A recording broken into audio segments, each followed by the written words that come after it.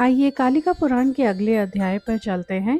मार्कंडेय जी बोल रहे हैं, इसके बाद शिव के वचनों को सुनकर गिरिजा पार्वती अत्यंत प्रसन्न हुई तथा उन्हें शिव जैसे सुंदर प्रिय पति को अपने लिए उपलब्ध माना। काली ने सखी के मुख से शंकर से कहा, जिससे उनके वचनों को सुनने की इच्छा रखने वाले शंकर भी उनकी बात सुन सके। सज्जन पुरुष मिलन हेतु अत्यंत गुप्त रूप से प्रवृत्त नहीं होते। हे हर, हे शंकर, आप मर्यादा पूर्वक मेरा पाणी ग्रहण करें। कन्या तो पिता के द्वारा ही वर को दी जाती है, तपस्या के द्वारा नहीं।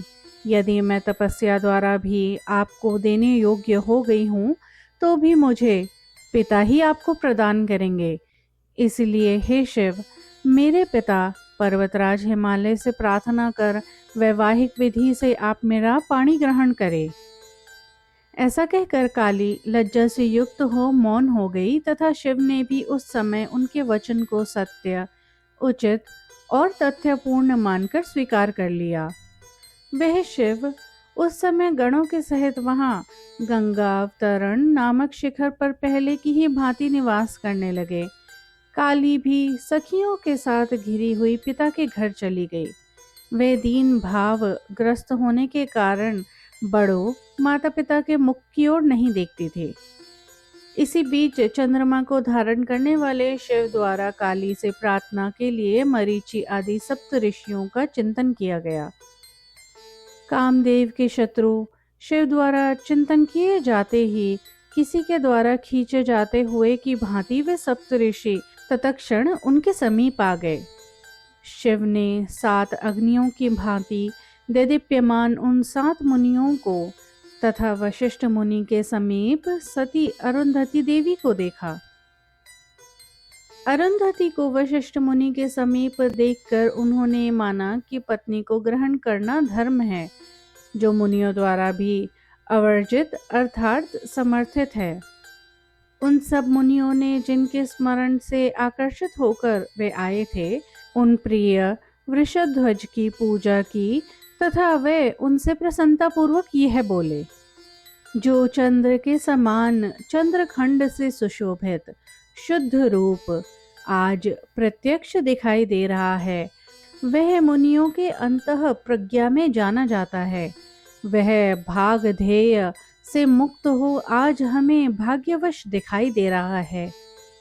जो ध्यान करने वालों के द्वारा ज्ञान एवं ध्यान के मार्ग का अनुगमन करते हुए नित्य स्वप्रकाश रूप में ध्यान करने योग्य है, वह बाह्य तत्वों के पंचीभूत रूप सदैव प्राप्त करने योग्य शिव का उदार धाम ही है। शिव के जिन सूर्य ग्रह तुल्य नेत्र युक्त शरीर के अग्रभाग सिर को देखकर रक्षा होती है, वही सबका नित्य आश्रय स्थान है। उस शिव शरीर की हम भक्ति पूर्वक स्तुति करते हैं तथा उसे नमस्कार करते हैं। जो प्रथम भागों से प्रकाशित होता है, वह चंद्र यहीं वाम में स्थित है। जिसे शिव ने अपनी शक्ति से ललाट पर धारण किया है, वह प्रथम सिद्धि का कारण हुए। जो शिव सत्व, रज और तम तीनों गुणों के समन्वय से प्रधान से युक्त हो संपूर्ण संसार हेतु पुरुष रूप है, वह हम सब पर प्रसन्न हुए।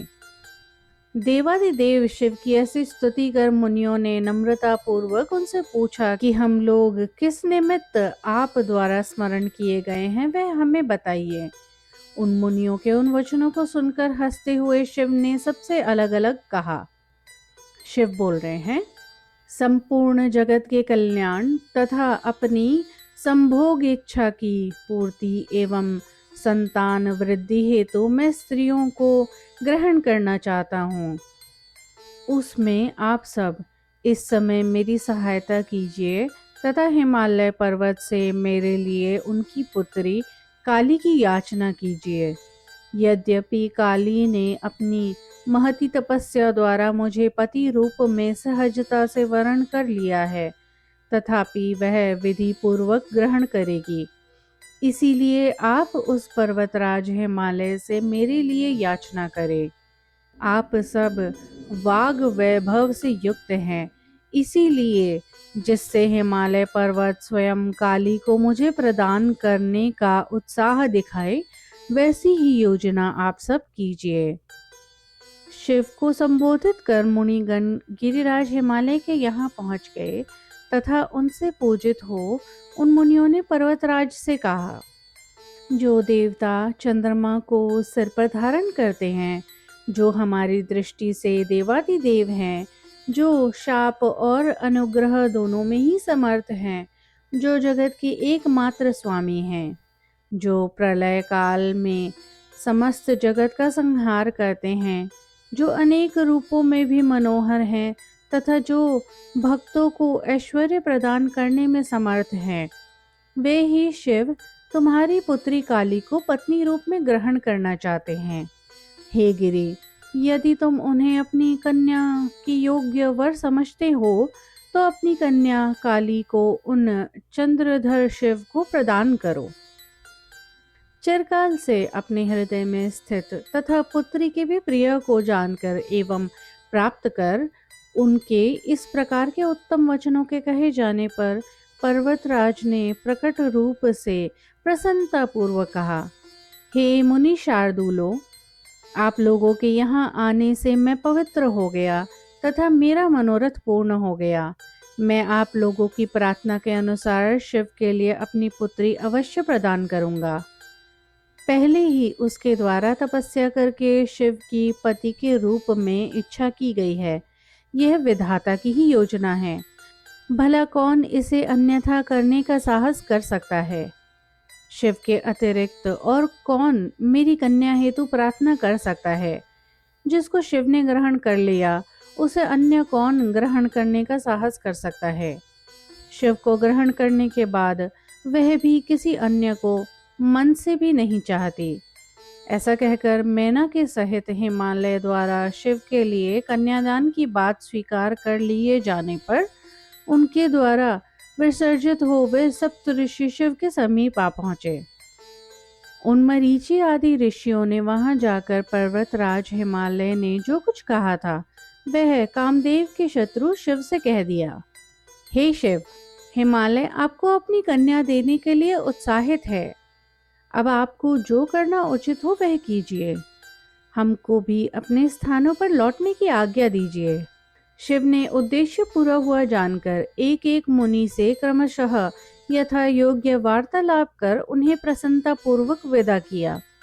मेरे तथा काली के विवाह के अवसर पर आप सब पुनः पधारिएगा। ऐसा शिव द्वारा कहे जाने पर उसे स्वीकार कर ऋषिगण अपने अपने स्थानों पर चले गए। इस प्रकार परस्पर्श प्रेम पूर्वक गमनागमन करके हिमालय से शिव ने विवाह हेतु अनुबंध किया।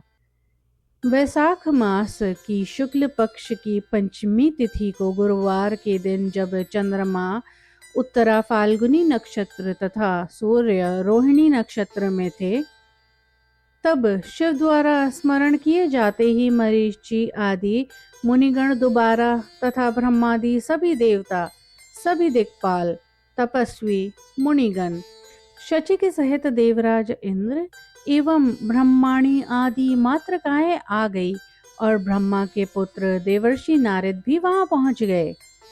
इन परिचरों तथा अपने गणों के सहित शिव ने विवाह विधि से पार्वती का पाणी ग्रहण किया। शिव पार्वती के विवाह के समय शिव के शरीर पर जो 8 सर्प थे वे स्वर्ण से बने हुए सुंदर आभूषण हो गए। स्वयं महादेव चतुर्भुज से 2 भुजाओं वाले हो गए तथा उनकी जटाओं ने केश का रूप धारण कर लिया। उनके सिर पर जो चंद्रखंड था वह किरणों से दिदीप्यमान हो उठा। उस समय उनका जो वस्त्र व्याघ्र और हाथी के चर्म का सा था वह रंग बिरंगा वस्त्र हो गया तथा उनका भस्म का लेप सुगंधित चंदन का लेप हो गया। उस समय शिव भी अद्भुत दिखाई देने वाले गौर वर्ण के हो गए।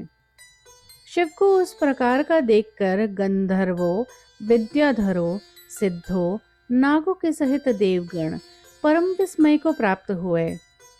हिमालय अपने पुत्रों एवं मेनका तथा जाति भाइयों के सहित शिव के उस रूप को बार बार देखकर मोहित हुए। आगे ब्रह्मा जी बोल रहे हैं, उस समय शिव के उस सुंदर रूप को देखकर ब्रह्मा ने यह कहा, हे देवताओं, शिव का संपूर्ण वेश इस समय कल्याणकर हो गया है, इसीलिए यह शिव इस नाम से लोक में विशेष प्रसिद्ध होंगे।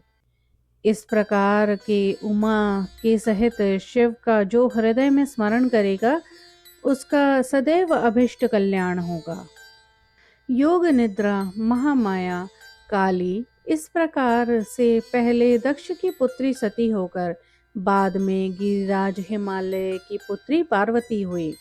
स्वयं शिव को सम्मोहित करने में समर्थ उस कल्याणकारिणी काली ने संसार के कल्याण के लिए इसी कार्य हेतु उग्र तपस्या करी थी। इस प्रकार से काली ने चंद्रशेखर शिव को सम्मोहित किया। जिस प्रकार से सती ने शरीर का त्याग किया तथा हिमालय की पुत्री होकर पुनः महेश्वर शिव को पति रूप में प्राप्त किया, वह सब मैंने आप लोगों से कह दिया। यह मैंने आप लोगों से सभी पापों को नष्ट करने वाला अत्यंत पुण्यमय काली का चरित्र कह दिया है। हे द्विज सत्तमों, यदि आप लोगों को कुछ और अच्छा लगता हो तो उसे भी पूछिए।